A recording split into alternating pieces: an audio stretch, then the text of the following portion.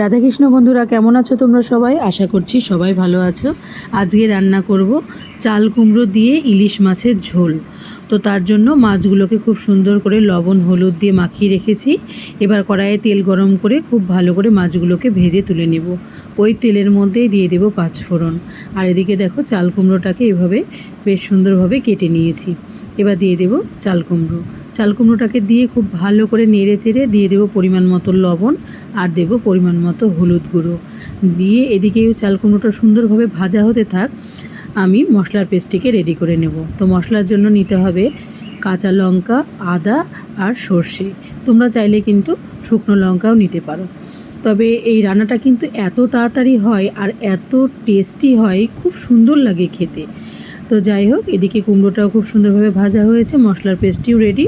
দিয়ে দিলাম মশলার পেস্ট আর দিলাম 1 চামচ পরিমাণ জিরে গুঁড়ো। খুব ভালোভাবে সুন্দরভাবে কষিয়ে নিয়েছি। মশলা দিয়ে দেখো তেলটাও ছেড়ে দিয়েছে। দিয়ে দিলাম পরিমাণ মতো জল।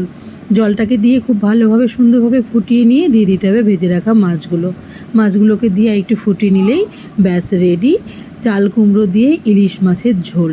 তো তোমরা অবশ্যই বাড়িতে রান্না করবে। আর ভালো লাগলে একটা লাইক, কমেন্ট, শেয়ার আমার ইউটিউবে চ্যানেলটিকে সাবস্ক্রাইব করে দিও। সবাই সুস্থ থেকো, সাবধানে থেকো। রাধে কৃষ্ণ বন্ধুরা।